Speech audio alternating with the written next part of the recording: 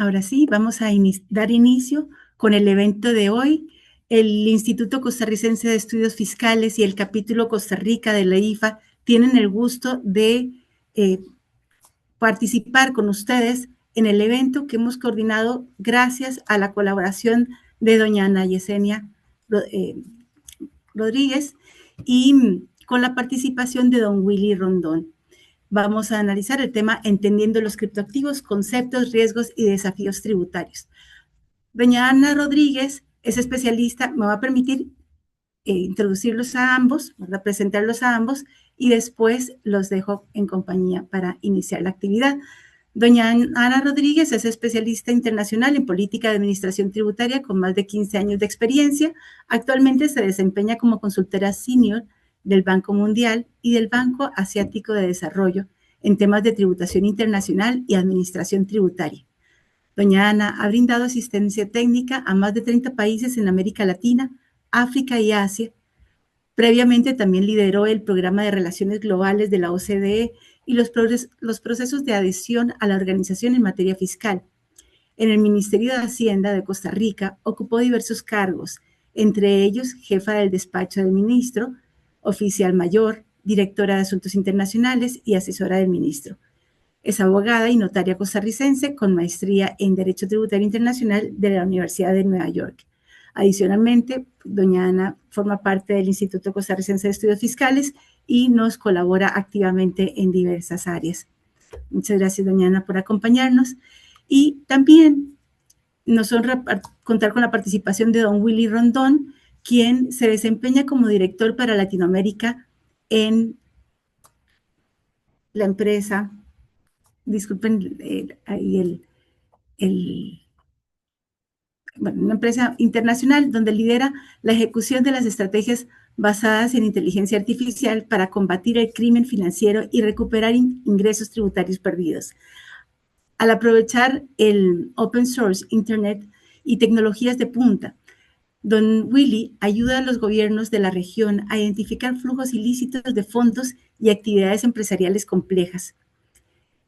Don Willy cuenta con más de 22 años de experiencia como agente especial en la División de Investigación Criminal del IRS. Su distinguida trayectoria incluyó roles como director de operaciones internacionales en esa unidad. Es agente autorizado y especialista en delitos financieros. Don Willy posee una maestría en contabilidad. Su experiencia abarca áreas críticas en la intersección entre el cumplimiento tributario de criptomonedas, el lavado de dinero y la supervisión financiera internacional. Don Willy es quien tiene a su cargo hoy la explicación de fondo que vamos a compartir con ustedes en materia de criptoactivos, pero sin más, los dejo con la señora Ana Yesenia Rodríguez y muchísimas gracias a ambos por su participación y a todos los que nos acompañan en esta actividad. Buenos días. Bueno, un tema logística antes de dar la palabra. Las preguntas que tengan durante la actividad, les pedimos que por favor las hagan en el chat de la actividad y posteriormente, al finalizar, también vamos a abrir el micrófono, vamos a atender estas preguntas y cualquier otra que ustedes deseen realizarle a los expositores. Muchas gracias. Doña Ana, por favor. Muchas gracias, Gabriela. Buenos días a todos. Me da mucho gusto estar acá y darles la bienvenida en este webinar que hemos coordinado sobre entendiendo los criptoactivos. Un poco la razón de este webinar. Yo trabajo con muchos países en vías de desarrollo. Estamos actualmente empezando a implementar el CARF, que es el Crypto Asset Reporting Framework. Es un mecanismo para intercambiar información sobre transacciones de criptoactivos. Y el primer problema, digamos, que encontramos es que las personas en las administraciones tributarias, hasta de los países desarrollados, no tienen muy claro qué es un criptoactivo, cómo funciona y mucho menos cómo debería aplicarse los temas impositivos. Entonces, mi objetivo hoy es contextualizar un poco esta discusión y luego darle paso a don Willy Rondón, que va a profundizar en los distintos temas. Entonces, un poco como que me voy a enfocar más en los desafíos, plantear algunas preguntas que esperamos don Willy nos pueda responder a lo largo de la próxima hora que tenemos. Eh, Comienzo reconociendo que la dificultad fundamental que hay es que muchísimos de los criptoactivos operan en ausencia de una regulación clara. Y eso genera una serie de problemáticas que a veces están muy lejos de nuestra realidad, pero a veces no tanto.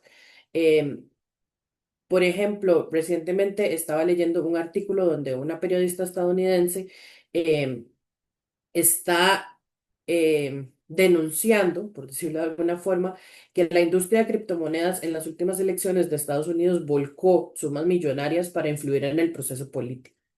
Estimaban unas sumas de que en el 2024 se aportaron más de 150 millones de dólares, que fueron de los aportes más sustanciales que se hicieron a la campaña y fue con el fin, digamos, de instalar candidatos que sean más amigables y desplazar a aquellos, digamos, que no se alineaban a sus intereses. Entonces, digamos, eso es uno de los ejemplos lejanos, que es un financiamiento masivo que representa una captura institucional, una forma distinta de corrupción, pero que a final de cuentas está distorsionando, digamos, la rendición de cuentas democrática.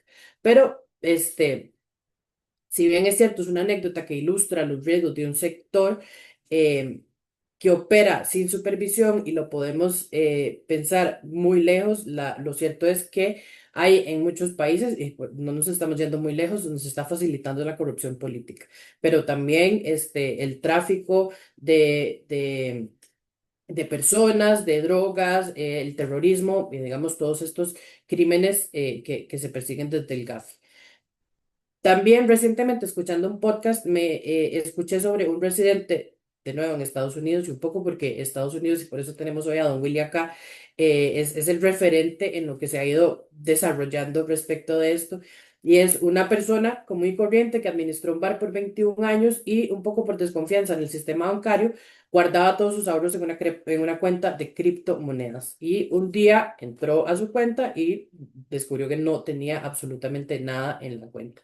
Entonces contactó a la policía local, o sea, ellos decían el sheriff, luego a la policía local, y resulta que nadie tenía una unidad de ciberdelitos y realmente ahí terminó el caso. La persona perdió todos sus ahorros eh, y, de nuevo, una víctima de la industria de cripto no regulada.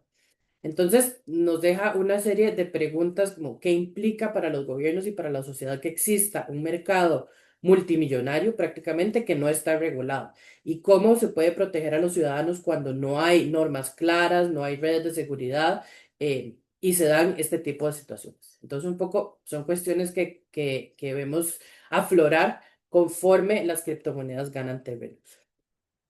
Y una de las dificultades que tenemos con los criptoactivos, y digamos que es como uno de los temas que se viene trabajando en tributación internacional desde hace ya muchos años con la instauración del proyecto de BEPS, es que los criptoactivos tienen esta característica que se ha identificado como difícil y muchas veces hasta perniciosa, de que son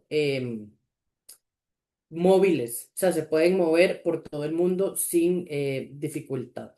Entonces, no respetan las fronteras, no necesitan una estructura física, lo que permite una enorme facilidad para transferir valor entre países y, bueno, significa un dolor de cabeza, digamos, para las administraciones tributarias. Son transacciones que cuesta mucho rastrear, no está claro en cuál jurisdicción tienen que grabarse. Entonces, viene a insertarse dentro del desafío más amplio que es la digitalización de la economía, donde cada vez hay más actividades que generan ingresos en lugares donde las empresas o las personas no tienen presencia física. Entonces, es un ejemplo más donde las reglas tributarias tradicionales, que están basadas en los criterios de territorialidad o de residencia con presencia física, se ven, digamos, tensionadas. Entonces, un ejemplo podría ser una persona acá en Costa Rica que está operando en un mercado o un exchange, digamos, de criptomonedas en Asia, está comprando y vendiendo activos en mercados de Europa y obtiene ganancias sin tener, digamos, sin haber puesto un pie en un solo de estos países que se mencionan. Entonces, de nuevo, volvemos a cómo aplicaríamos los impuestos sobre esas ganancias, en cuáles países se considera que ocurrieron las transacciones Y son interrogantes que nos tienen, digamos, ocupados a los que trabajamos en política tributaria porque se necesitan reglas claras para poder definir, digamos, cómo se van a establecer la imposición alrededor de las ganancias o de los ingresos que generan estos activos o estas monedas. Em, y creo que, bueno, la conclusión sí es que se considera que la trazabilidad de las transacciones y la determinación de la jurisdicción fiscal son los retos técnicos más grandes que tenemos en este ámbito. Em, Otro de los retos tiene que ver con la perspectiva desde donde lo estamos viendo. Nosotros hoy acá tenemos un enfoque un poco tributario porque es lo que nos interesa y un poco el trabajo que hace el ICEF, pero existe, digamos, todo lo que tiene que ver con el mundo financiero y de tecnología. Em, este, Tenemos a las autoridades regulatorias y de cumplimiento con preocupaciones serias, digamos este ejemplo de la persona que perdió todos sus ahorros en un ahorro de criptoactivos y con el entendimiento de que facilitan las actividades ilícitas, se han utilizado para esquemas de lavado de dinero, de pagos de ransomware, evasión por controles cambiarios. Y entonces todo esto añade opacidad y por eso, digamos, los organismos internacionales han puesto la mira sobre lo que tiene que ver con los criptoactivos. El GAFI, y creo que esto lo va a tocar más a fondo, Don Willy. El GAFI es el Grupo de Acción Financiera Internacional, es el organismo que fija los estándares de antilavado a nivel global. Actualizó en el 2019 sus recomendaciones para incluir los activos virtuales como un término que debería de regularse en todos los países y también para establecer o para incluir una obligación donde se establezca que se debe regular a los proveedores de servicios de activos virtuales, con obligaciones muy similares a los que se utilizan para los sistemas financieros, donde tienen que registrarse para obtener una licencia, practicar debida diligencia sobre sus clientes para saber quién es la persona que está detrás de la transacción, reportar operaciones sospechosas, o sea, básicamente lo mismo que son los criterios básicos si lo están alineando básicamente con lo que hacen ya hoy las instituciones financieras tradicionales. Si nos vamos al ámbito tributario, tenemos también a la OCDE, si bien no se ha establecido una obligación como la del GAFI. Se adoptó el Crypto Asset Reporting Framework, que es el CARF, donde se va a dar este intercambio de información sobre, infor- sobre, sobre transacciones de criptoactivos, pero digamos que hay un terreno tributario mucho más amplio que no está conociendo el CARF. Y eso es uno de los desafíos principales también que tienen las autoridades tributarias, porque es, ¿para qué quiero yo toda esa información si finalmente yo no aplico impuestos sobre una renta que se obtenga de criptoactivos o de criptomonedas? Entonces, las autoridades fiscales lo que han tenido es que primero definir la naturaleza de los criptoactivos y a partir de eso determinar cómo se van a grabar las rentas o las ganancias asociadas, que suena, digamos, mucho más simple de lo que es, porque no hay claridad sobre qué se entiende por criptoactivos o criptomonedas, si es una moneda en sentido estricto, si estamos hablando de activos financieros similares, por ejemplo, a las acciones, o si más bien se asemeja a propiedad intangible o a ganancias de instrumentos derivados. Entonces, lo primero, y es creo que una de los temas más difíciles, es definir qué es un criptoactivo o una criptomoneda. La mayoría de legislaciones en el mundo no reconoce las criptomonedas como una moneda de curso legal. Este, y por eso es necesario definir también un lenguaje internacional para que les permita identificar qué se considera un criptoactivo. Entonces, la OCDE en su trabajo, la OCDE viene trabajando estos temas desde el 2020, lo ha definido no como moneda, sino más bien como tokens de pago. Y ahí lo que enfatiza es que técnicamente son activos digitales que pueden utilizarse como medio de pago e intercambio, pero no una moneda soberana. Y bueno, entramos ahí, digamos, en otro tema que es, hay diferentes tipos de tokens, independientemente de cómo se llamen, si lo vamos a llamar criptoactivos, criptomonedas, tokens, tienen ciertas características que son distintas y por ende no necesariamente se les va a aplicar el mismo tratamiento tributario.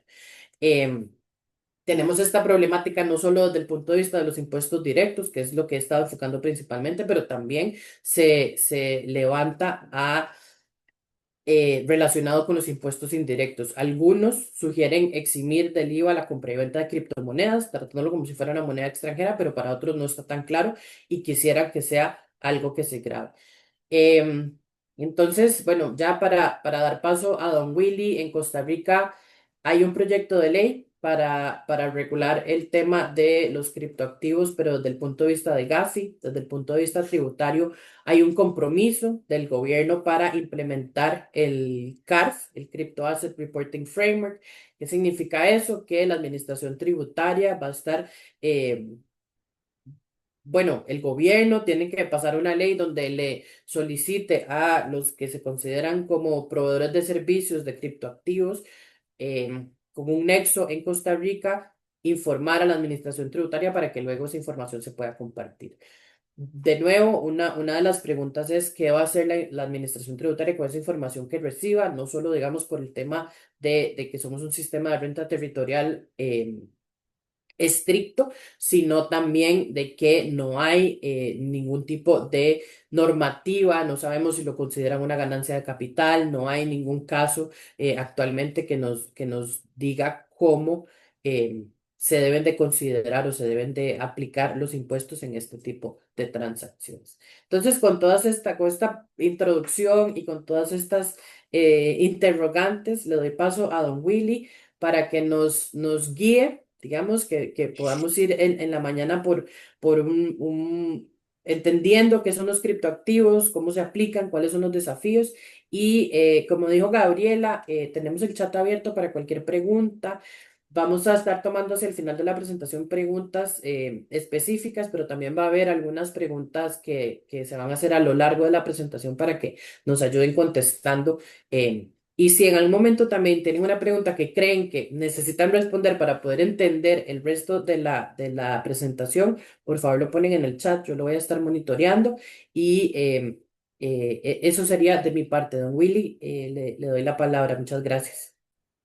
Muchas gracias, Ana, y te agradezco muchísimo esa clara y precisa explicación de todo lo que estás haciendo en colaboración con las organizaciones que tú representas en Costa Rica. Así que muchas gracias. Primero, ¿me escuchas bien, Ana? Quiero asegurarme que... Ok, perfecto. So, muchas gracias otra vez y muchas gracias a todos los participantes, ¿verdad? Del bello país de Costa Rica que um, que el bello país de Costa Rica, que como todos saben, es un país sumamente turístico, popular. Yo particularmente he sido víctima de las bellezas que tiene su país culturalmente y turísticamente. He estado en su país de vacaciones y me encanta y creo que la pura vida es un ejemplo significativo de cómo se vive en Costa Rica. Así que muchas gracias. Lamento no estar en persona, pero espero en el futuro así estarlo. So, para bien corto sobre mi background, mi experiencia, trabajé con el Servicio de Rentas Internas Federal de los Estados Unidos por más de 22 años. En mi rol me especializaba en investigaciones criminales. Ocupé varias posiciones desde investigador hasta, ¿verdad? Manejando y supervisando investigaciones a diferentes niveles, también implementando políticas y todo lo demás. Y como ustedes saben, el tema de criptoactivos está aquí en nuestra presencia, en nuestra economía, desde aproximadamente, que sabemos, desde 2009.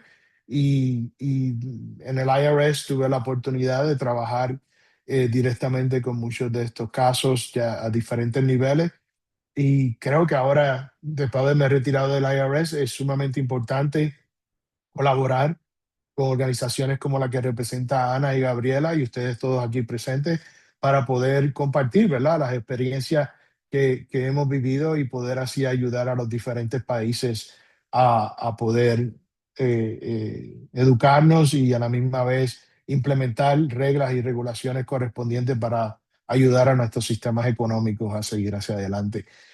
Yo trabajo para una compañía que se llama IBIX, así se le conoce en inglés, en español IBIX. Es una compañía que trabaja mayormente con las autoridades fiscales alrededor del mundo. Nuestros clientes mayormente son autoridades fiscales de cada país, donde nos enfatizamos a ayudar a las autoridades fiscales a descubrir deficiencias en las colecciones de impuestos por medio de ofrecerles datos específicos sobre transacciones en lo que conocemos la brecha fiscal, ¿no? Diferentes productos que tenemos que nos enfocan en eso, y dentro de esos productos están los productos descubriendo las economías de criptoactivos, ¿no? Esto no es una presentación para venderle mi producto, así que solamente para que tengan un poco de mi background. Nuestra presentación hoy se va a enfocar específicamente en los aspectos de criptomoneda. Um, Aquí voy a compartir mi pantalla para empezar con la presentación. ¿Ven mi pantalla, Ana? Oh, perfecto. So, hoy quiero, espero que este sea la primera de muchas reuniones que tengamos como esta, donde participemos y colaboremos. Esta es una presentación básica en el sentido de los criptoactivos, donde se van a explicar los conceptos. Trataré de explicar los riesgos, como dijo Ana, algunos de los riesgos que mencionó, los desafíos tributarios que tenemos como autoridades fiscales, no tan solo en Costa Rica, pero mundialmente, incluyendo los Estados Unidos. Y Ana mencionó varios puntos bien importantes, y yo creo que debemos resumir los riesgos y los desafíos que tenemos en tres aspectos fundamentales cuando hablamos de criptomonedas. Está el aspecto técnico, que por eso estamos todos aquí, donde necesitamos todos adiestramiento, necesitamos saber qué son los criptoactivos, necesitamos saber cómo funcionan, necesitamos saber de todos los aspectos, desde el punto de vista de organizaciones como la de ustedes, donde acapara personas de la empresa privada, ¿no? De compañías de contabilidad, expertos en contabilidad y demás, preparadores de impuestos, hasta los reguladores y muchas veces los departamentos de justicia de cada país, que son los que hacen cumplir la ley. ¿Por qué? Porque hay un desafío bien grande con la criptomoneda, y es que se compara con el dinero, se puede mover, se puede comprar activos con las criptomonedas, y ofrece una vulnerabilidad bien significativa para los países, que es el cumplimiento con las leyes de antilavado de dinero. O sea, se ha conocido mundialmente muchas investigaciones de diferentes tipos de aspectos criminales, desde organizaciones terroristas hasta los narcotraficantes. Yo creo que hoy día, toda la semana, vemos un caso nuevo en las noticias donde una organización de narcotraficantes está usando criptomonedas para pagar los servicios de las drogas. Esos son aspectos de los riesgos que tienen los criptoactivos desde el punto de vista criminal, ¿no? Desde el punto de vista de cómo se usan las criptomonedas para pagar por servicios que fomentan la criminalidad. Pero desde el aspecto fiscal es lo que estamos aquí hoy. Yo me voy a enfocar en esos conceptos, en esos riesgos, en esos desafíos específicamente tributarios. Entonces, para comenzar, es importante que cubramos los fundamentos y las definiciones clave. No podemos hablar de criptomonedas si no conocemos aspectos técnicos relevantes y específicos de las criptomonedas. Es como básicamente trabajar con dinero sin saber lo que es una cuenta de banco, cómo funciona una cuenta de banco. Desde el punto de vista de investigador, no se puede investigar transacciones de criptomonedas si no se sabe los conceptos, cómo funciona. Como esto va a ser uno de muchos aspectos que vamos a estar trabajando con Ana y otras organizaciones, es importante conocer estos aspectos. Y el primero que quiero tocar es el blockchain. Blockchain es la red, es la base que cubre todos los aspectos criptográficos, ¿no? De la criptomoneda. En forma simple, es importante mencionar que cuando hablamos de blockchain, en español se le conoce cadena de bloques, es como si fuera una base de datos que es distribuida. Es mantenida por muchos ordenadores, que esos ordenadores se le conocen nodos y que almacenan simultáneamente la misma información. La blockchain es resistente a manipulaciones, o sea, no se puede manipular, porque la información no está en un solo lugar. O sea, esos nodos que vemos ahí en la pantalla como puntitos grandes son los nodos que tienen, cada uno de ellos tiene una copia actualizada de todas las transacciones que existen en la cadena de bloques. ¿Y qué hace esto? Esto hace que se elimine los riesgos de una falla. El protocolo blockchain define específicamente las reglas del juego en las cadenas de bloques, cómo se validan las transacciones, cómo se añaden nuevos bloques y cómo estos nodos se ponen de acuerdo. Esto es lo que nos permite confiar en un sistema que sea sin intermediarios, que es lo que promueve la criptomoneda. Como dijo Ana anteriormente, la trazabilidad sin intermediarios, o sea, que lo hace un poco vulnerable, pero a la misma vez lo hace seguro. Añado que el mecanismo de consenso, como lo son el proof of work, que se le conoce, o el proof of stake, que se le conoce, asegura que todos esos nodos acepten el mismo estado de la cadena de bloque. En términos sencillos, ¿qué significa esto? Es como si todos esos nodos tienen una copia y votan por cuál es la versión correcta de la data que existe en ese blockchain. Entonces eso es lo que lo hace seguro y específico. ¿Y por qué es importante que hablemos de esto? Porque si vamos a hablar de los fundamentos tecnológicos específicos de criptomonedas, no se puede comenzar a hablar sin el blockchain porque es la base de todo. Ahora le voy a explicar los dos tipos de blockchains, ¿verdad? De cadenas de bloques que existen. Una es la pública, la otra es la privada. La diferencia clave entre estas es que es en que quién puede participar y quién puede validar las transacciones. Las blockchain públicas, que son, para que tengan una idea, como dice en el ejemplo abajo, la blockchain de, por ejemplo, Bitcoin, de, por ejemplo, de Ethereum, son públicas, son ideales porque sus entornos donde se busca es donde se busca la transparencia, la confianza sin tener intermediarios. Mientras tanto, los blockchain privados, como ven en la pantalla, nos conectan más con empresas privadas y hacen su eficiencia. Una de esas redes privadas de blockchain que conocemos hoy día es la red de IBM, que se le conoce Hyperledger, ¿no? Es una de las primeras populares, pero hoy día hay muchas. Es importante recalcar básicamente en cuestiones de transparencia, la blockchain pública es total, la transparencia versus en la privada es limitada y es controlada por las compañías. Estos son los dos tipos de blockchain. So ya sabemos lo que es blockchain, ya sabemos que existen dos tipos de blockchain, públicas y privadas, y ya sabemos que dentro del aspecto de criptomoneda, vemos que la pública es donde van a mantenerse la blockchain de transacciones de criptomoneda, como son el blockchain de Bitcoin, como es el blockchain de Ethereum, como es el blockchain de Solana, por ejemplo, y así sucesivamente. Muchas monedas tienen su propio blockchain ahí donde operan. So, para poder buscar la trazabilidad de las transacciones y poderlas rastrear, tenemos que ir a esos blockchains. Y dentro de mi presentación vamos a ver varios aspectos bien significativos. De paso, les voy a enseñar lo que es un blockchain público y les voy a enseñar ciertos aspectos correspondientes sobre dónde aparecen las transacciones, todo lo demás, y varios aspectos bien particulares, como por ejemplo, dónde aparecen nombres, apellidos y todo lo demás sobre las personas.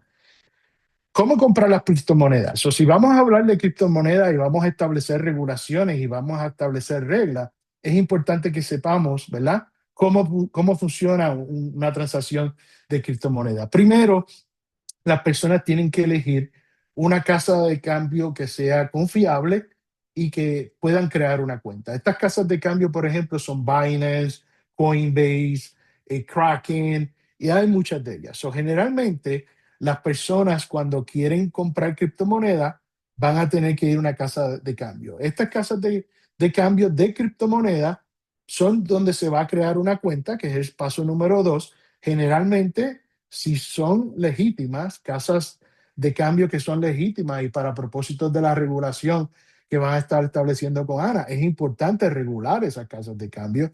Es importante saber cuáles son las casas de cambio en mi país y es importante que las autoridades que generalmente o es la oficina de superintendencia de banco, o el Banco Central de cada país, o la FIU, ¿verdad? La Unidad de Inteligencia Financiera. Generalmente esas entidades son las que regulan esas casas de cambio. ¿Por qué?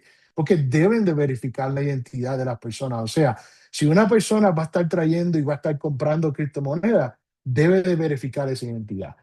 Hay que crear una cuenta. Para crear una cuenta hay que verificar la entidad, y todos los exchanges que son confiables requieren un proceso de conocer al cliente, requieren un proceso de verificar la entidad, de subir documentos y confirmar los datos. Por ejemplo, yo abrí una cuenta con Coinbase, me hicieron subir copia de mi pasaporte, y después como a los 2 días me mandaron un correo que mi cuenta estaba frisada hasta que no subiera una foto mía.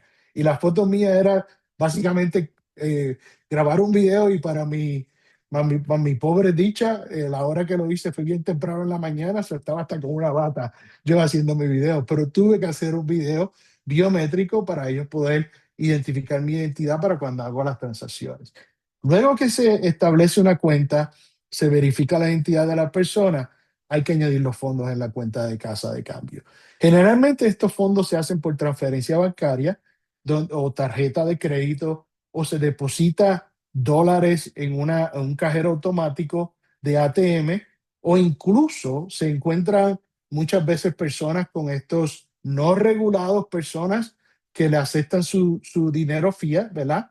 La moneda de su país, y le dicen, ok, dame $10,000, yo te voy a dar $10,000 equivalente en criptomonedas. Y ellos toman ese dinero, de alguna manera lo ponen en casas de cambio, donde terminan mandándole los bitcoins o, o los diferentes tipos de monedas cripto por ese aspecto. Desde el aspecto que habló Ana anteriormente, técnico y de cumplimiento, eso es una de las vulnerabilidades más grandes, porque si donde se está aceptando el dinero no se está haciendo la pregunta y la debida diligencia de la procedencia de ese dinero, se ponen los países a que el dinero que se está convirtiendo de fiat a criptomoneda esté afectando a la economía del país. O desde el punto de vista regulatorio, es importante que todos los países tengan regulaciones correspondientes a regular estas casas de cambio, a regular estas personas y los cajeros automáticos que están recibiendo la plata, y sobre todo monitorearlo y supervisarlo.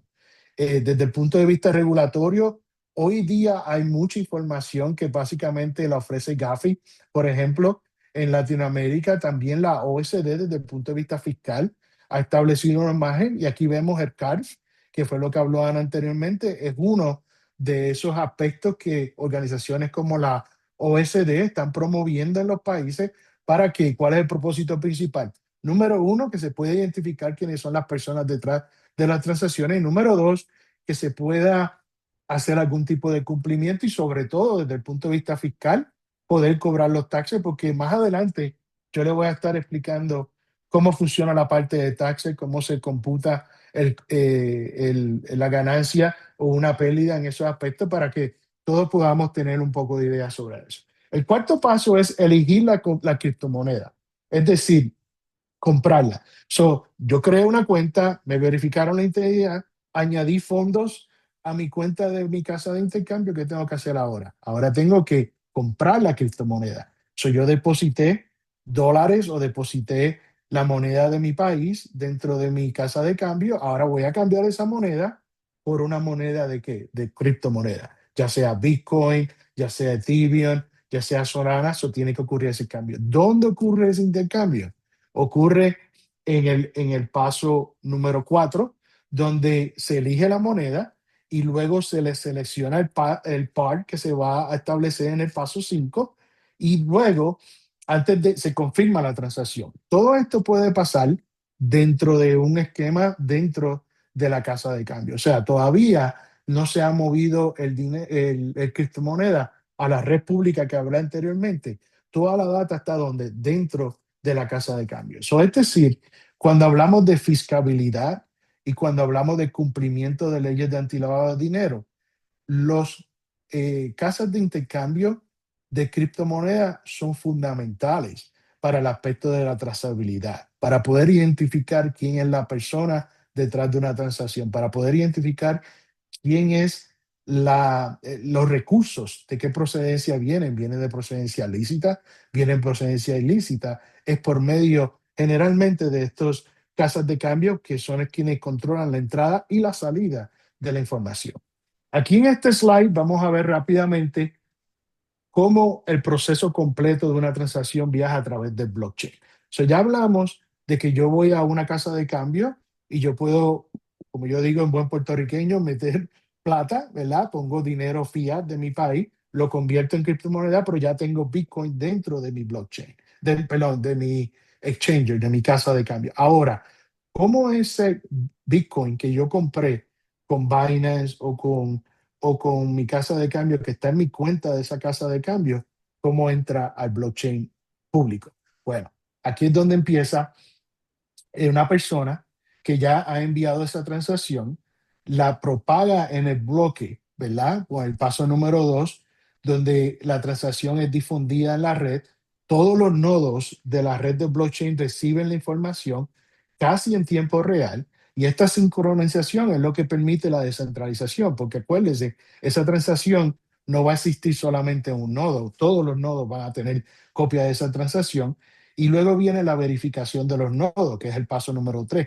Aquí es donde verdaderamente ocurre la magia. Aquí es donde los nodos van a validar esa transacción legítima. Perdón.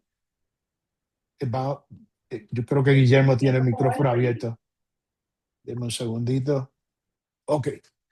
So, la verificación de los nodos es donde ocurren la verificación de que existen fondos en esa cuenta de criptomoneda, de que las firmas coinciden, y luego más adelante vamos a hablar lo que son las firmas, y que la transacción no está duplicada. O sea, esos nodos verifican todo eso, porque acuérdense, esos nodos es como si fuera un libro mayor donde todo se verifica y todo está en la red. La red funciona porque cada nodo en esa red tiene una copia de las transacciones. Ok, una vez nosotros sabemos este aspecto, ups, un segundito. Entonces entramos a explicar brevemente cómo funciona el ciclo completo del dinero. So, el proceso siempre comienza en un banco. So, si estamos investigando criptomonedas desde el punto de vista fiscal o desde el punto de vista investigativo de crímenes financieros, hay que comenzar a un banco. ¿Por qué un banco? Porque la persona va a depositar dinero en el banco, ¿verdad? Dinero en moneda normal y eventualmente en el paso 2 lo va a llevar a una casa de intercambio. Acuérdense, el proceso, los que sabemos de antilavado, sabemos que el primer paso en el proceso de lavado de dinero es la colocación. So, si yo vendí droga, ¿verdad? O yo generé ingreso de algún recurso legítimo, lo primero que tengo que hacer es colocar ese dinero en algún sistema financiero, ya sea el banco o ya sea por medio de depositar efectivo en el banco, ya sea por transferir dinero de otra cuenta o ya sea, en este caso de criptomoneda, por poner efectivo dentro de un cajero automático donde se convierta luego en criptomoneda. So, el primer paso comienza con dinero normal. Segundo paso es la entrada de ese dinero fiat, se le conoce fiat, F-I-A-T, que es la moneda de su país correspondiente, entra a una casa de cambio que funciona como puente entre el sistema bancario y el mundo cripto. Este es el punto básicamente donde se realizan las verificaciones, como dije anteriormente, de cumplimiento, de antilavado y demás. El próximo paso es cuando el cripto está dentro del exchange. Después de la compra, los activos digitales se almacenan dentro de la cuenta del usuario del exchange y es aquí donde el exchange actúa como custodio de las claves privadas. So, ya yo puse mi dinero en el banco, del banco lo transferí a la casa, ahora está en el exchange. Después viene el paso siguiente, que es cuando el usuario vende esos criptoactivos, el ciclo se completa a la inversa y el cripto del fiat se convierte en moneda de criptomoneda. Y es importante ver esto porque así vemos el ciclo completo donde se mueve el dinero. Y yo he hablado de los exchangers, ¿verdad? Y yo quiero hacer una distinción entre quién controla las criptomonedas. Y desde el punto de vista fiscal, esto es un aspecto bien importante y es necesario que cuando estén trabajando en regulaciones, cuando estén investigando, es bien importante establecer si las cuentas de criptomonedas son custodias o no custodias. En inglés se conoce como hosted o unhosted, ¿verdad? So, para comenzar, hablemos lo que son de no custodia. sin alojamiento, lo que se dice en inglés un hostel. Es cuando hablamos de este tipo de cartera de no custodia, estamos hablando de un usuario que es el único responsable de esas llaves privadas. Para abrir el criptomoneda, tú necesitas una llave privada. Esa llave privada está bajo la custodia de una sola persona. No una entidad como Coinbase, no una entidad como Binance, pero una persona como tal. Ese custodio implica, cuando es no custodio, implica que hay independencia total. Pero también hay una máxima responsabilidad. ¿Cuál es la máxima responsabilidad del usuario? Que si pierde el usuario la clave privada, pierde el acceso a los fondos. Eso sí es bien independiente. Mi dinero cripto no está controlado por una casa de cambio, está controlado por mí. Pero si yo pierdo esa clave privada, se me desaparece la criptomoneda. Entonces es bien importante saber que esto funciona de la siguiente manera: si se pierde la llave privada, se pierde el acceso al activo. Si se pierde el acceso al activo, se pierde todo el criptoactivo. Imagínense, desde el punto de vista no custodio, esto equivale a básicamente tener el dinero debajo del colchón. Nadie puede quitárselo porque está bajo el colchón y solamente usted sabe dónde está, pero también puede perderse. Y si se pierde ese dinero, entonces ya no lo tiene disponible. Si se pierde la clave, se pierde el acceso. Mientras tanto, el otro tipo de custodio, que es el custodio que se le llama en inglés hosted, aquí es que vienen las casas de intercambio. Cuando usted tiene una cuenta en una casa de intercambio como Coinbase, como Binance, usted tiene acceso a su criptomoneda mediante un custodio. ¿Quién es el custodio? Coinbase, Binance. Aquí es que ha ocurrido muchísimo fraude, y creo que Ana habló de muchos fraudes donde se pierde el criptomoneda y todo lo demás. ¿Por qué pasa eso? Porque las personas mueven su criptomoneda a servicios de custodia, que el custodia nadie sabe quién es, y es una persona que tiene una mala intención. Al principio de las criptomonedas, en el 2009, 2010, 2011, había muy poca regulación, muy pocas herramientas para hacer la trazabilidad, y se aprovecharon muchas personas en crear servicios custodios que después desaparecieron. Cuando desaparecieron, le llevaron muchos criptomonedas y en muchos casos mucha plata de muchas personas con relación al uso, porque simplemente eh, pues, por medio de del social media y demás, establecieron que su servicio era la nueva Coca-Cola del mundo, ¿right? Pero en realidad era un esquema donde se corrieron con la plata, y como no había trazabilidad en el momento, muchos de ellos pudieron escapar las autoridades para seguir la pista. El próximo paso son las claves privadas. Ya entendimos lo que es un blockchain, ya entendimos lo que son las casas de cambio, entendimos cómo todo funciona. Ahora hay que establecer una diferencia entre lo que es una clave pública y una clave privada. Esto aplica definitivamente al slide anterior de custodio o no custodio, ¿verdad? Porque una clave pública, mírenla de esta manera. La clave pública, yo la comparo con una cuenta de banco. Yo tengo un negocio. Si yo quiero que Ana me envíe un pago por mi servicio, yo le tengo que proveer a Ana ¿qué? Mi número de cuenta y mi routing number, para ella poder ir al banco, darle esa información y que me envíe esa información, right? La clave pública funciona igual que eso. La clave pública es un número, generalmente una dirección, y después luego en otra diapositiva vamos a poder ver estos números cómo se ven. Pero este número es público, es el número que usted le va a dar a todas las personas para que le paguen, o es el número donde usted va a recibir sus pagos. Mientras tanto, la llave privada es la que permite al usuario tener una combinación secreta, y se equivale a tener la llave física de su casa o la llave física de una caja fuerte. Quien tenga la llave privada controla completamente los fondos. ¿Y por qué esto es importante? Y yo lo considero sumamente importante en aspectos fiscales. Porque miren, quien tiene la llave privada es el dueño de los fondos dentro de esa cartera de criptomonedas. Y si yo estoy haciendo una auditoría fiscal y estoy auditando a una persona, yo tengo que establecerle entre mi autoridad que esa persona tiene el control de los fondos, right? Hay varias maneras en una auditoría de establecer eso, pero una de las maneras más importantes es establecer que esa persona es la que tiene la llave privada. ¿Ok? ¿Cómo debemos resguardarla? Pues mire, generalmente esta llave privada son 10, 12 palabras, ¿verdad? Que solamente son únicas y que si usted las publica en su página de Facebook y publica también su número de clave pública, olvídese que la plata se la van a robar, ¿no? Y aquí vemos en pantalla una foto de un device. Ese artefacto es lo que se conoce como como dijimos anteriormente, un no custodio, ¿verdad? Esto es un device, un artefacto que es no custodio. So, básicamente, dentro de este artefacto podemos tener millones de dólares equivalentes en criptomonedas y podemos moverlo en todas partes y todo lo demás. Ahora, que Ana tenga, por ejemplo, yo tengo un device de esto, yo tengo un artefacto de esto. Yo se lo puedo dar a Ana y decir, Ana, quédate con esto allí y si me muero, se lo das a mi esposa para que se quede con mis millones de dólares. Pero ¿cuál es el problema que Ana va a tener cuando yo me muera y vaya a pasar mis millones de dólares?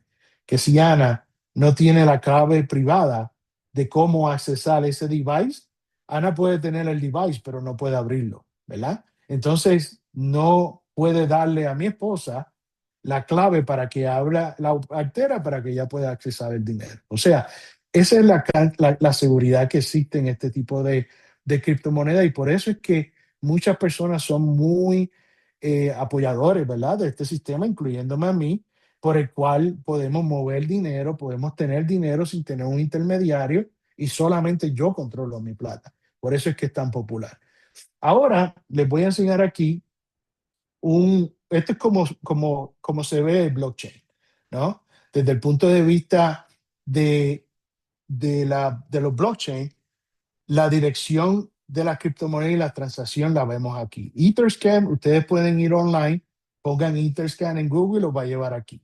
Yo puse este número de cartera y aquí pueden ver la dirección. Eso es un número de cartera pública. Eso ustedes pueden ir a Etherscan, pueden copiar ese número y lo pueden poner ahí.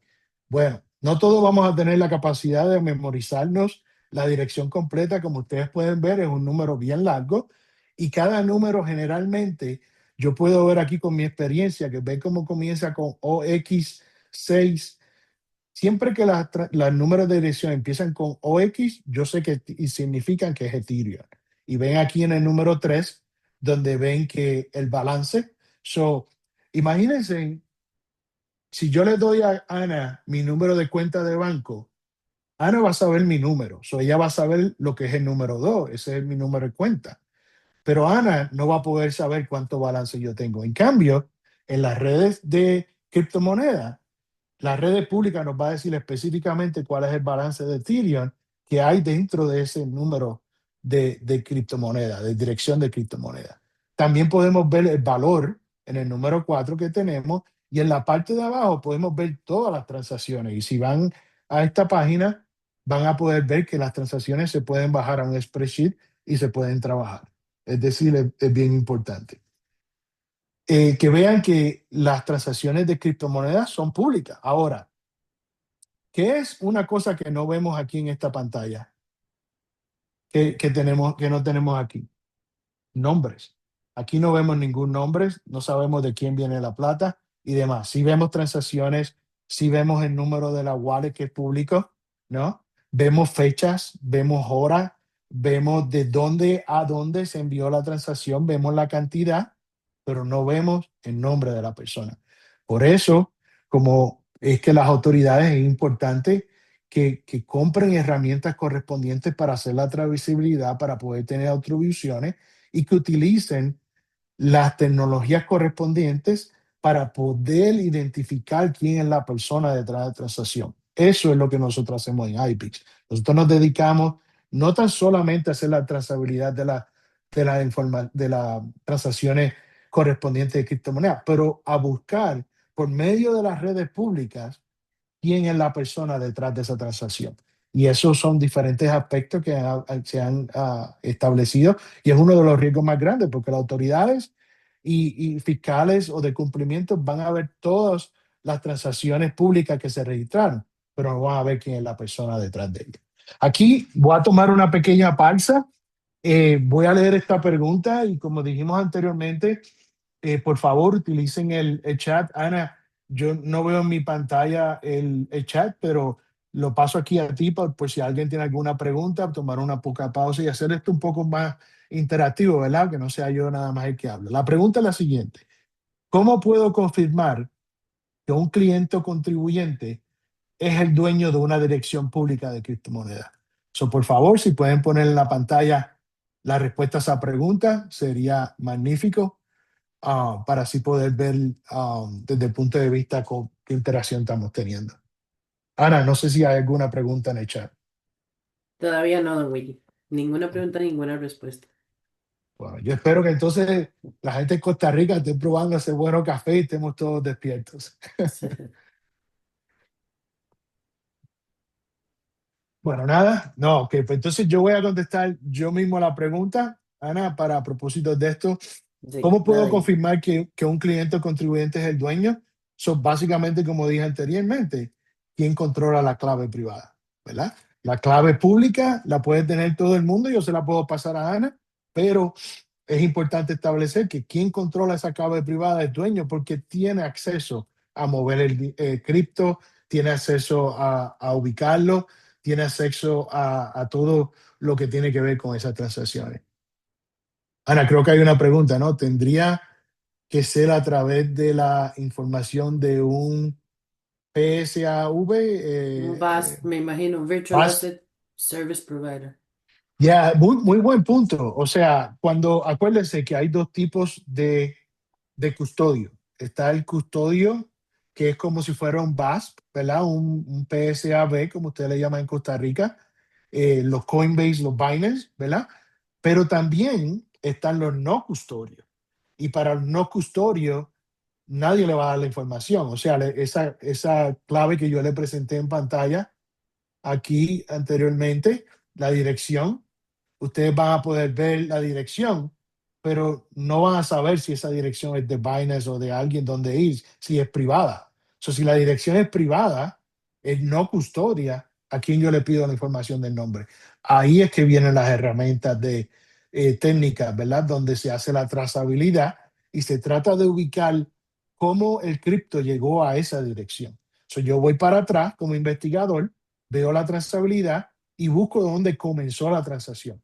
So, ahí es generalmente, que como dijimos anteriormente, la mayoría de las veces, en mi experiencia, las transacciones comienzan donde, en un BAS, en un PSAB. Y entonces ahí yo como autoridad puedo ir a pedir esa información para propósitos de identificar quién es el cliente, quién es el contribuyente correspondiente. Ana, creo que tienes algo. No. ¿No? Ok. Pues seguimos entonces con la presentación.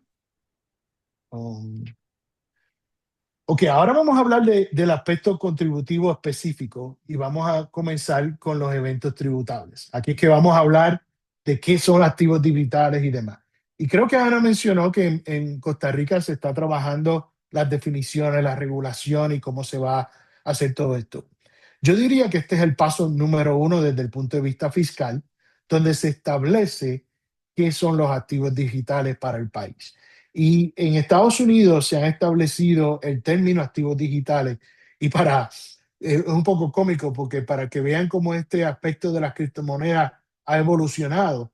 Cuando primero el IRS emitió una publicación de regulación de esto, estableció que, que las criptomonedas se iban a llamar monedas virtuales, ¿no? Después, más adelante, alrededor del 2021, se cambiaron a activos digitales. ¿Y por qué eso? Porque dentro del concepto de activos digitales existen las criptomonedas, que ahí es que ocurren las transacciones en los blockchain de Bitcoin, de Ethereum, de las stablecoins, ¿verdad? Es otro tipo de criptomoneda de activos digitales. Y existe lo que ven ahí en el monito, que son los NFT, ¿verdad? Los tokens no fundibles.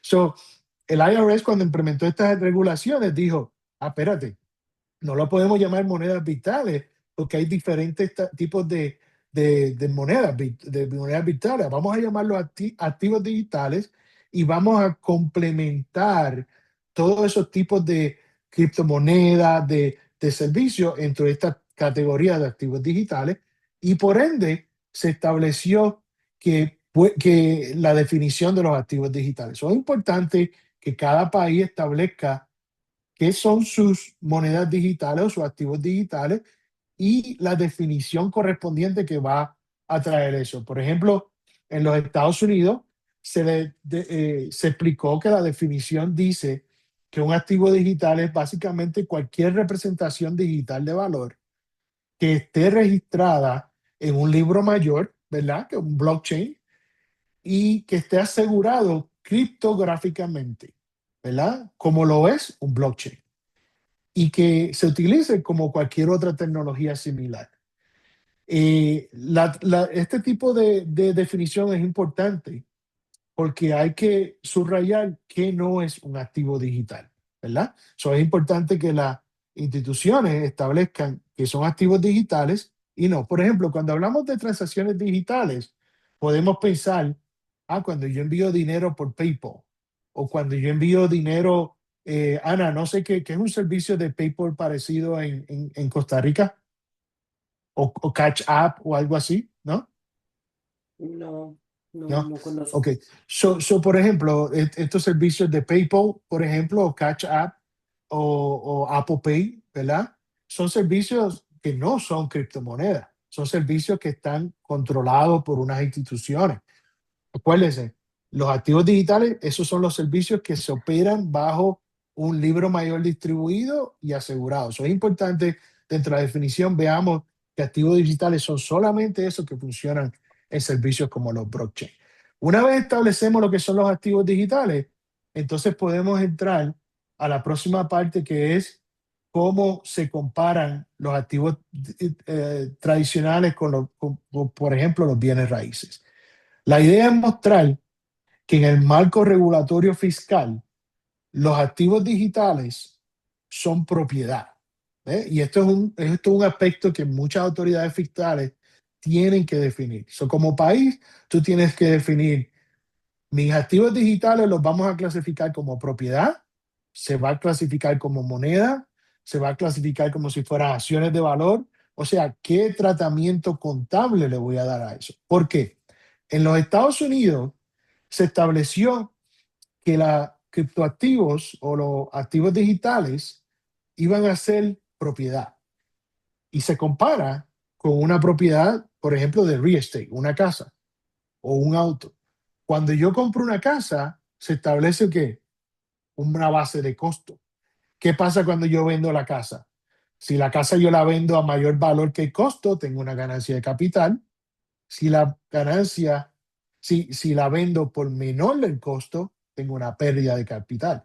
Para propósitos contables, se estableció que por lo menos en Estados Unidos y en la mayoría de los países, y en aquellos que no se ha definido, se está definiendo qué tratamiento contable le voy a dar a los criptoactivos. ¿Van a ser propiedad? ¿Van a ser moneda? ¿Van a ser acciones? Lo otro es quién los va a regular. Don Desde el Willy, punto... Ajá, sí, perdón. perdón que lo interrumpa, pero yo no creo que todos tengan conocimiento de la diferencia entre Bitcoin, stablecoin y NFTs. No sé si tal vez puede Ok. hacer una pequeña explicación. Sí, claro. Voy entonces al muy buen punto, a la parte anterior, donde hablamos de los activos digitales. Podemos ver la relevancia correspondiente a cada uno. Bitcoin, por ejemplo, es el tipo de criptomoneda que yo compro a través de una casa de cambio, ¿verdad? Es una moneda criptográfica que funciona dentro de un blockchain, y a la misma vez de Bitcoin, de Ethereum, de otras monedas de stablecoins, como se le llama Tether o el USDC, son monedas de stablecoin, son criptomonedas. Por ejemplo, el Bitcoin, ¿qué diferencia una moneda de criptomoneda como Bitcoin de stablecoin? Primero, funcionan en blockchains diferentes. La cadena de bloques es diferente. Segundo, Bitcoin, Ethereum, es más volátil. Es decir, su valor está basado en el valor en el mercado. Bitcoin puede estar hoy a $100,000 cada Bitcoin, mañana puede bajar a $20,000 cada Bitcoin. Si una persona compra hoy Bitcoin, lo compra a 10,000. Si mañana lo vende a 20,000 cada Bitcoin, o sea que reconoce una pérdida. Es importante saber que las criptomonedas como Bitcoin, Ethereum y muchas más, hay valor en el mercado. Otra cosa importante de reconocer dentro de las criptomonedas es que aproximadamente 2 millones de criptomonedas. Pero de entre esas 2 millones, las más populares generalmente son Bitcoin y Ethereum, right? Está Solana y hoy día existen muchas otras monedas que corresponden. Dentro del marco del blockchain, también tenemos que ver que, por ejemplo, dentro del blockchain de Ethereum, pueden haber submonedas que operan dentro de ese mercado de Ethereum. Por ejemplo, los stablecoins, lo que se le llaman el USDC y el USDT, funcionan dentro del blockchain de Ethereum, pero son una moneda aparte. ¿Y qué hacen los stablecoins diferentes? Son monedas estables, es decir, que su precio en el mercado está basado en el dólar. Si yo tengo un USDC, equivale a $1. Mientras si tengo un Bitcoin y el valor en el mercado ese día de ese Bitcoin es $100,000, yo tengo un Bitcoin, pero tiene un valor de $100,000. Mientras que un stablecoin, yo tengo un stablecoin y vale que $1. Solo las criptomonedas, existen criptomonedas que son volátiles en su valor, como lo son los Bitcoin, los Ethereum, y existen criptomonedas que son estables, como lo son USDC, USDT. Y entonces existen lo que son los tokens no fundibles. Yo puse una fotografía de un NFT porque un NFT es básicamente eso. Es yo tirarle una foto ahora a Ana y postear en un servicio criptográfico que esa foto de Ana vale $200,000. Y Ana muy orgullosa que su foto vale $200,000, pero créanme o no, puede venir alguien y comprar esa foto a $200,000. ¿Dónde la compra? A través de un servicio criptográfico. Esa foto que yo le tiré a Ana, cuando yo la publico, la registro dentro del servicio criptográfico, se registra ahí y ese valor único que me va a dar esa dirección única es lo que hace esa foto única y establece un valor en el mercado en el momento que se pone en el registro. Luego se vende esa criptomoneda y lo que pasa con los NFT, tienen que compararlo como si fueran obras de arte, ¿verdad? En una obra de arte, cuando un artista crea un arte, lo vende a valor X. Pero si Ana me compra la obra de arte, Ana lo puede vender y revender por un valor más alto. Y es generalmente lo que pasa con las obras de arte, ¿verdad? Los artistas la venden casi siempre a un precio bajo, pero según aprecia esa obra de arte con los años, sigue subiendo de valor. Bueno, en el aspecto de los NFT, porque esto es importante, porque existe lo que se llaman los royalties, ¿verdad? La regalía. Es decir, que un NFT, quien lo creó, le va a poner un valor y lo registra en el blockchain. Pero cada vez que ese NFT se venda a otra persona, va a generar ¿qué? Un royalty. Y ese royalty es ingreso. Desde el punto de vista de las autoridades fiscales, porque estos activos digitales son importantes. Número uno, porque las criptomonedas como Bitcoin, Ethereum, van a tener un valor de costo y cuando se revenden, se dispongan, van a tener un valor de reventa. Y si ese valor de reventa genera una ganancia, deben de pagar impuestos sobre esa ganancia. En el aspecto de stablecoin, ¿por qué son importantes? Porque aunque están pareados al dólar, yo puedo intercambiar dinero de Estados Unidos, dólares, con ese dinero de Estados Unidos compro USDC y con ese USDC, vamos a suponer, pongo $100,000 en mi cuenta de Coinbase. Esos $100,000 compro USDC. Esos USDC los intercambio por Bitcoin. Cada vez que hago una transacción es un evento tributario, right?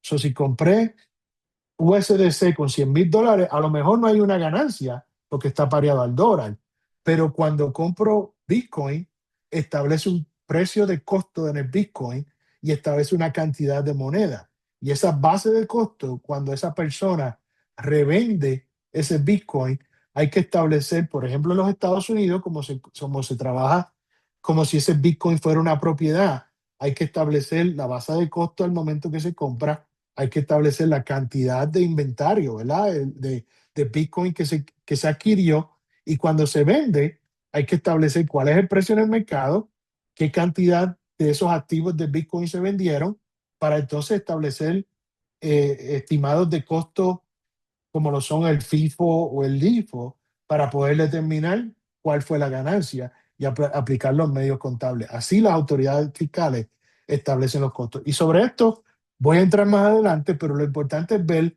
desde el punto de vista de la clarificación de los activos digitales que existen tres tipos. Existen las criptomonedas como lo son los Bitcoin, los Ethereum, que pueden subir o bajar de valor. Existen los stablecoins, que están pareados al dólar, y existen los NFT, que son como si fueran obras de arte, donde cuando se crean se registran en un récord público criptográfico y establecen un valor de costo, pero se pueden revender y esa revenda puede generar una ganancia de capital y también puede generar un royalty, donde esa royalty va a generar ingresos. ¿Estamos claros, Ana? Perfecto. Muchas gracias. Por favor, este es el tipo de feedback que necesito. Acuérdense que estamos virtualmente. Yo estoy aquí hablando solo con mi computadora y el único enlace que tengo es Ana. So, Ana, por favor, me interrumpe en cualquier momento. Gracias. Ok, nos quedamos en la propiedad y nos quedamos en la parte de las ganancias o pérdidas, ¿no? Desde el punto de vista de ganancia o pérdida, yo creo que ya tocamos eso bastante, ¿verdad? El precio de costo versus el precio en el mercado cuando se vende genera ganancia o pérdida. Pero entonces, vamos a traer un ejemplo, ¿no? Aquí en este ejemplo se explica cómo funciona el cálculo de las ganancias o las pérdidas de capital cuando se trata de activos digitales.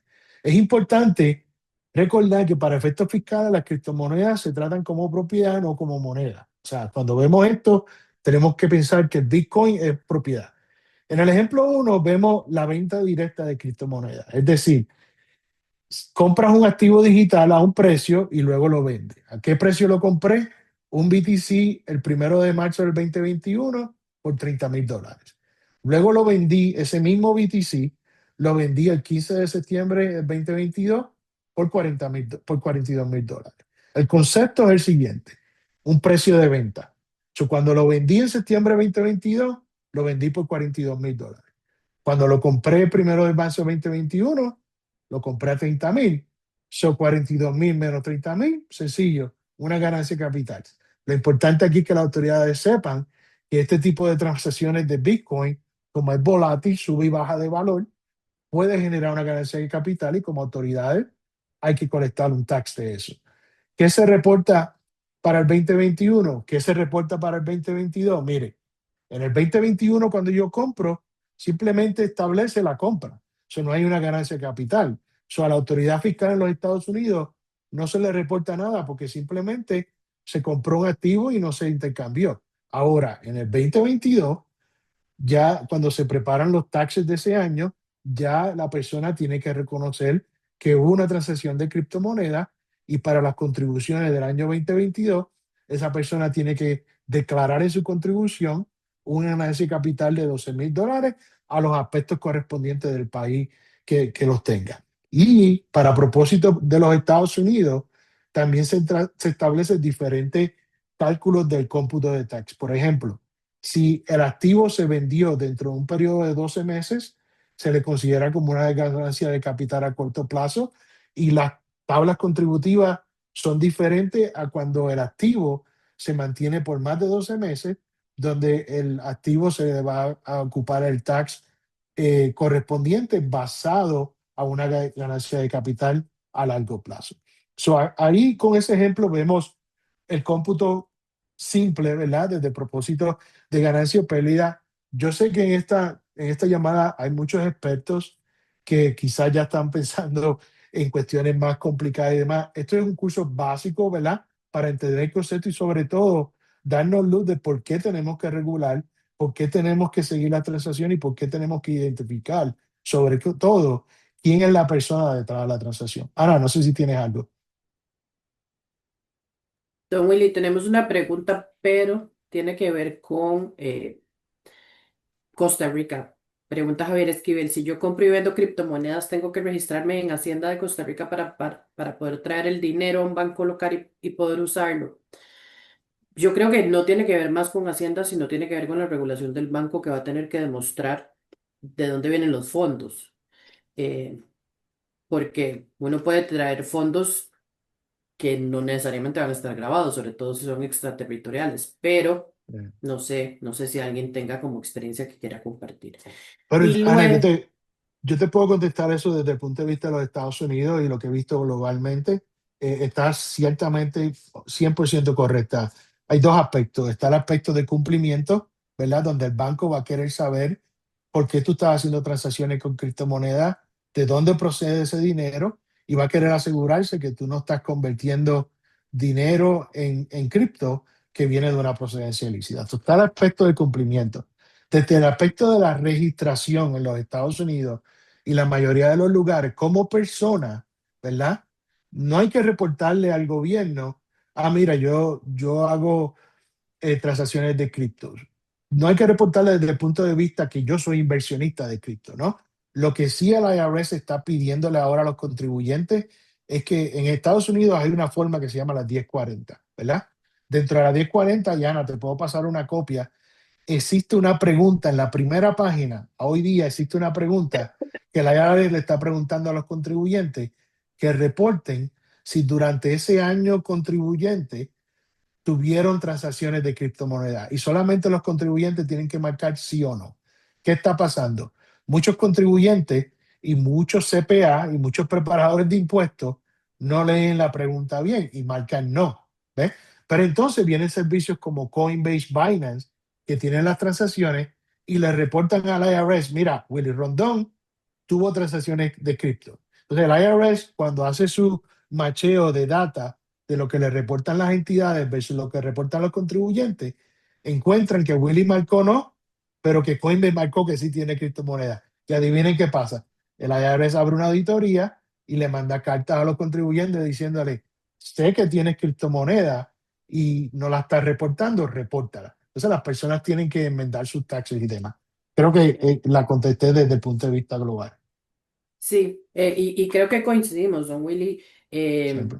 Para efectos bancarios van a tener que justificar de dónde está viniendo el dinero, que es lícito, o sea, todos los documentos que siempre piden cuando ingresa Mm. dinero de una transferencia internacional de cierto monto. Y para efectos de Hacienda, yo pensaría que no se tienen que registrar, que Hacienda no va a tener conocimiento de eso, a menos de que luego, digamos, entre dentro del, del, del curso ordinario de la actividad de la empresa o de la persona. Em, Vamos a ver, por aquí hay un nuevo mensaje. Sí, que si podrían compartir el formulario 1040 que mencionó. Sí, claro. Ahora no puedo, estoy dando la presentación, pero luego te lo envío. Ana, inclusive tengo un slide donde aparece la página principal y abajo la pregunta en español. So, te lo envío para que lo tengan como un modelo, absolutamente. Ok. Don Willy, tenemos también una pregunta de Priscila Zamora, pero tiene que ver con el secreto bancario y el CARF. Entonces la voy a dejar para que sigamos con los aspectos tributarios y la retomamos en un ratito. Claro, claro, perfecto. Entonces, ahora voy a cubrir mi próximo tema, porque ya vimos desde el punto de vista de criptomoneda cuando se vende un activo digital. Generalmente somos inversionistas, compramos a valor costo, buscamos vender a un valor alto para generar ganancia, ¿verdad? Ahora, ¿qué pasa con esos contribuyentes que ofrecen servicios profesionales y se les paga en criptomoneda? ¿Eso es ilegal? Absolutamente no, ¿no? Yo generalmente puedo aceptar un pago de criptomoneda, pero el problema aquí, yo más seguro que quien me esté pagando venga de procedencia lícita. Aunque no es requerido, pero quiero asegurarme que esa persona no está trayendo criptomoneda que está sucio, ¿verdad? Porque entonces mis carteras se van a contaminar. Eso es un riesgo que yo como persona veo dentro del ambiente de criptomonedas, pero desde el punto de vista de servicios profesionales, por ejemplo, muchas de estas compañías de criptomonedas le pagan a sus empleados en criptomonedas, right? So, y muchos empleados prefieren que le paguen en criptomonedas porque automáticamente tienen una inversión. ¿Cuál es el problema que tienen los contribuyentes? Cuando reciben su pago de servicio en criptomonedas, adivine qué significa eso para propósitos fiscales. Significa ingreso ordinario.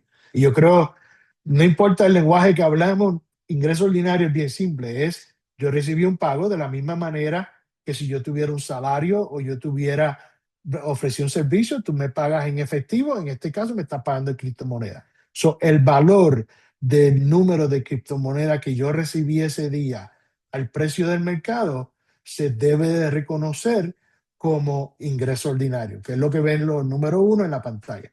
El número 2 es cómo se determina ese valor ordinario desde el punto de vista cuando se recibe la criptomoneda. Es decir, vemos ahí que si yo recibo la criptomoneda y vamos a suponer que cuando la recibí, el valor de las criptomonedas que me pagaron por mi servicio eran 30, se vendió, eran eh, $3,000, ¿no? So me pagaron en cripto, eran $3,000, pero yo lo vendí en 3,500. So, en adición de reportar como ingreso ordinario los $3,000, ese año que yo vendí el criptomoneda, tengo que reportar la diferencia. En este caso, 3,500 menos 3,000 que fue el costo, $500. So, yo reporto $3,000 como ingreso ordinario y reporto $500 como ganancia de capital, y la autoridad fiscal va a aplicar los costos, los porcientos correspondientes de tax a mi ingreso ordinario y los correspondientes de capital gains a la ganancia de capital. Esos son dos tipos de costos. Tu base de costo siempre será el valor justo del mercado del Ethereum al momento que se recibe, si es para los propósitos del pago y para propósitos de la venta en el momento que se vendió el criptoactivo. ¿Ok? Volvemos a esto en un momento, pero antes de eso quiero discutirles varios tipos de transacciones, por ejemplo, y su tratamiento de eventos fiscales. ¿Ok? Número 1, venta de cripto fiat. Cuando un contribuyente vende cripto por dólares u otra moneda fiduciaria, se produce lo que se llama un evento fiscal. Si este valor de la venta es mayor al costo, es una ganancia de capital y ya discutimos eso. Por lo tanto, vamos al número 2. Intercambio de una criptomoneda por otra. Esto es cuando ya yo he convertido los dólares en cripto y ahora tengo Bitcoin, porque compré Bitcoin, pero ahora lo quiero cambiar por Ethereum. So voy a cambiar Bitcoin por Ethereum. Eso es una transacción. ¿De qué tipo? Un evento fiscal. ¿Por qué es un evento fiscal? Porque yo estoy intercambiando Bitcoin por Ethereum y cualquier otro tipo de evento imponible como ese debe de pagar taxes, incluso si nunca se convierte en dólares. O sea, simplemente yo lo convertí de Bitcoin a Ethereum, aunque no lo estoy convirtiendo en dólares, el valor en el mercado versus el costo del Bitcoin, cuando yo lo cambio por Ethereum, hay que pagar taxes sobre eso. Eso es un evento fiscal. Cuando yo uso el cripto para comprar bienes o otra cosa, explico que el Bitcoin, cuando se compra por servicios, por ejemplo, hay un ejemplo bien particular de una pizza. You know? Allá para el 2010, una persona compró una pizza y pagó 10,000 Bitcoin. ¿Saben cuánto es el valor de esa pizza en 10,000 Bitcoin hoy día? Aproximadamente 900,000 millones de dólares. Y una persona pagó Bitcoin, 10,000 Bitcoin por una pizza que hoy día vale casi $1 billón. Right? So, es la pizza más cara del mundo, yo creo, right? Pero en aquel momento el Bitcoin no tenía mucho valor. So, imagínense ha trascendido estos aspectos fiscales y la cantidad de taxes que nosotros no hemos colectado porque no hemos establecido reglas y procedimientos fiscales para poder identificar las transacciones, identificar quién está haciendo las transacciones, entrenar a nuestro personal y poder colectar dinero de las transacciones de criptomonedas. Por eso es que viene el CAF, por eso es que vienen todas estas reglas que Ana está trabajando con los diferentes países para poder traer los países a niveles donde se puedan beneficiar de cobrar el tax correspondiente de este tipo de transacciones. Otro tipo de transacción que es un evento fiscal es la minería, ¿verdad? Aquí yo quiero destacar que las recompensas recibidas, ya sea por lo que se le llama mining o lo que es staking, son consideradas también ingresos ordinarios o ingresos gravables, ¿no? El valor justo al momento que se mina ese Bitcoin o se mina ese tipo de activo digital debe reportarse como ingreso. Es decir, si yo miné un Bitcoin y cuando lo miné y se publicó en el récord público, el valor de ese Bitcoin era $100,000, esos $100,000 debe de ser el ingreso ordinario para la persona que es responsable y que controla ese Bitcoin. ¿Ok? Y así hay como estos aspectos, hay otros como los airdrops, que los airdrops es básicamente cuando se inventan monedas nuevas, generalmente le envían a muchas personas un airdrop. So, el valor de una Bitcoin nuevo, perdón, de una moneda nueva, ¿verdad? La que sea, te le llega a tu cartera y te lo ponen que es un valor de cero. Pero resulta ser que de casualidad, esa moneda 3 años después tiene valor de $5,000, ¿no? So, mientras tú la mantienes en tu cartera, el valor sigue siendo cero, pero si un día la vende y cuando la vende son $5,000, entonces en ese momento tienes que pagar una ganancia de capital. Y así por el estilo. El próximo slide, en este slide voy a ver básicamente hechos que son exentos, ¿no? De la misma manera que tenemos eventos fiscales que personas deben pagar contribuciones, existen eventos donde no son eventos fiscales. Por ejemplo, si yo transfiero Bitcoin de mi Coinbase a mi cartera no custodiada de Ledger, el device que vimos, y sigue siendo Bitcoin. So, transfiero 3 Bitcoin de Coinbase y deposito 3 Bitcoin en mi cartera que yo también controlo de Bitcoin. Eso es una transferencia. So, la transferencia entre sus propios monederos no es un evento tributario, pero es importante identificarla, porque si no sabemos que la misma persona es el dueño de ambas, entonces ¿qué pasa? Es un evento tributable. Pero por eso es que los contribuyentes van donde preparadores especializados de criptomonedas, porque le pueden ayudar a establecer esa relación de eventos que no son tributables para poder así demostrar a la autoridad y pagar taxes sobre los eventos que sí son tributables. Cuando se transfieren fondos entre diferentes exchanges, por ejemplo, muchas personas tienen cuentas en Binance y tienen también cuentas en Coinbase. So, si yo transfiero Ethereum, 3 Ethereum de mi cuenta en Coinbase a mi cuenta en Binance, es una transferencia. So, no tan solo es cuando lo transfiero entre monederos, pero también cuando lo transfiero entre exchanges, siempre y cuando sea la misma persona, el mismo contribuyente, quien controla ambas monedas. Cuando yo adquiero criptomonedas, ¿verdad? Utilizando una moneda fiat. So, yo compro con dólares, compro Bitcoin, eso es una compra. La compra no se reporta taxes por tu comprar. Ahora, ¿qué si ven las autoridades fiscales? Pueden ver, mira, esa persona tenía dinero, ¿verdad? Que compró criptomonedas. Es como un tipo de inversión, ¿no? Pero desde el punto de vista de eventos tributables, cuando se compra criptomonedas, solamente establece la base de costo, no establece ningún tipo de evento tributable.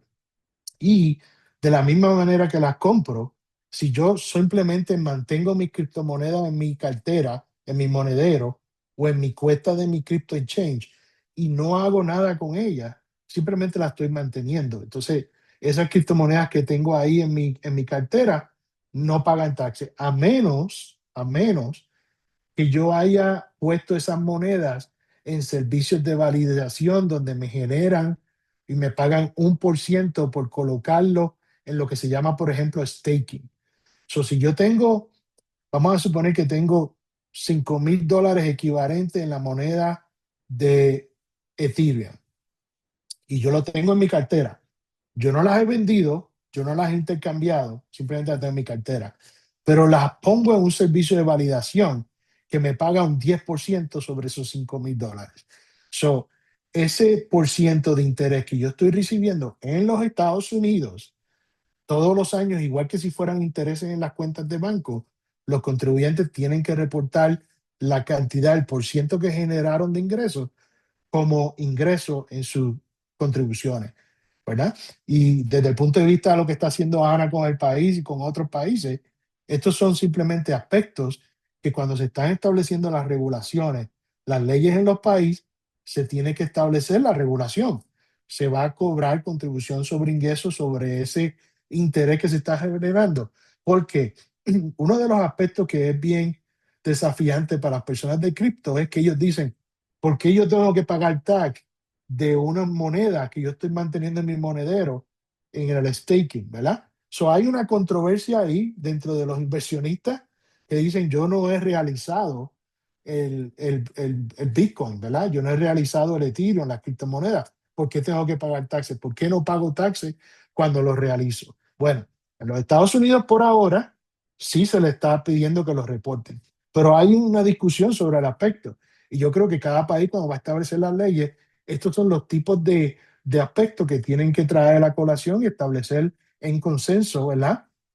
Quizá por medio de vistas públicas, consultando las diferentes industrias, cómo vamos a hacer el tax sobre las contribuciones de criptomonedas.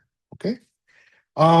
Don Las Willy, donaciones, don sí. Willy, antes de que siga, bueno, conscientes de que nos quedan solo un par de minutos, Mm, me está diciendo Gabriela que tal vez vale la pena organizar una segunda parte, pero tenemos mm, una pregunta de Eric Centeno que pregunta que mm. si adquirir criptomonedas utilizando moneda fiat podría configurar impuestos indirectos.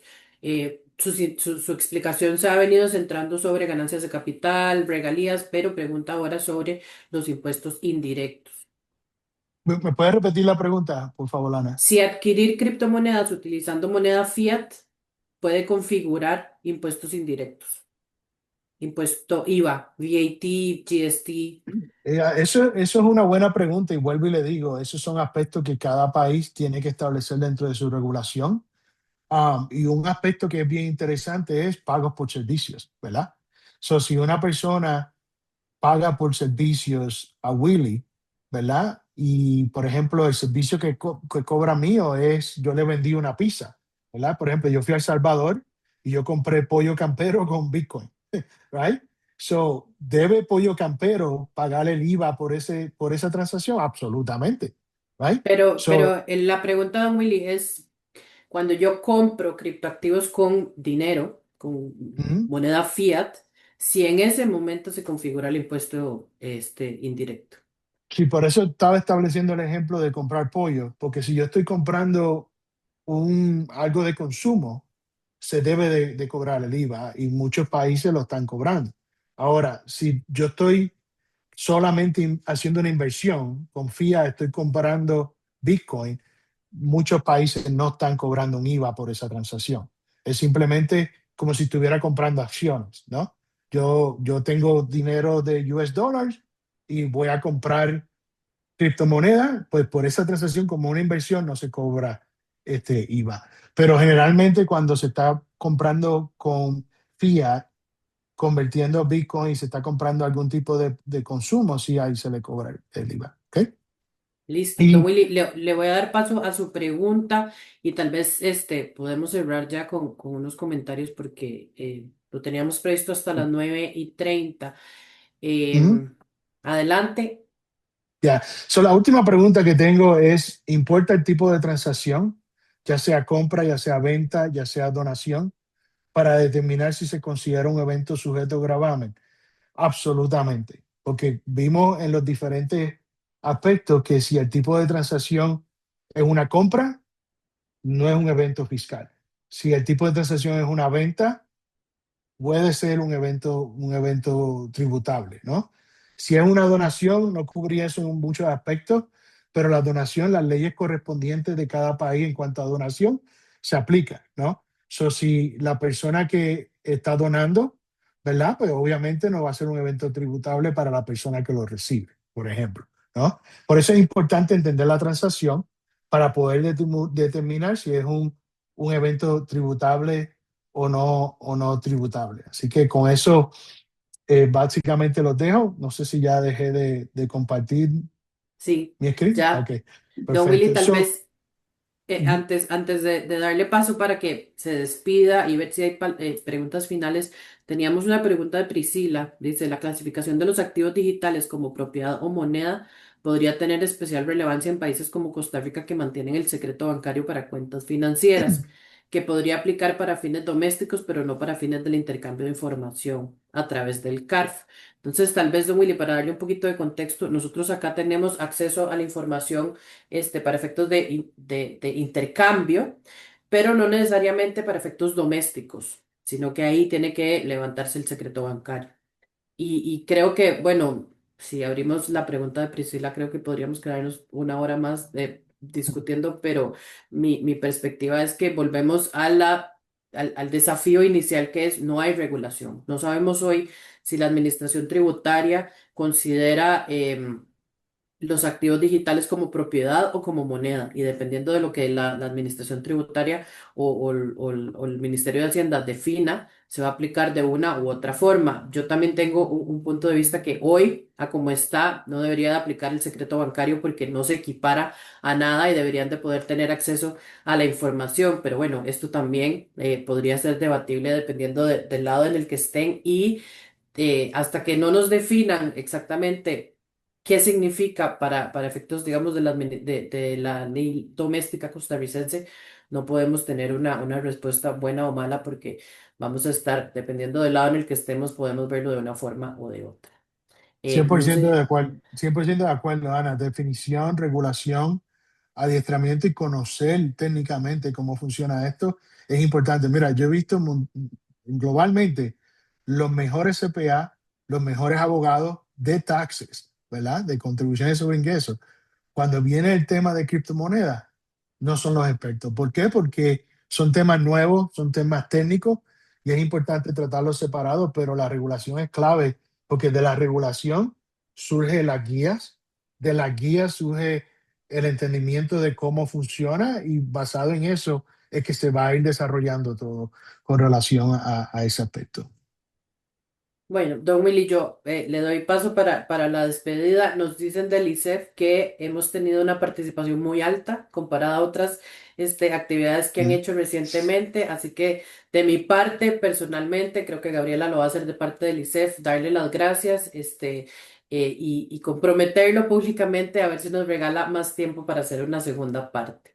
Claro. Eh, Gaby, no sé si querés decirle algo antes de que le demos el paso a don Willy para Y que... muchísimas gracias, Ana, y muchísimas gracias, don Willy, por su participación. Excelente, realmente es un tema de gran actualidad para nosotros y de gran importancia, y la participación de quienes nos acompañaron hoy lo demuestra.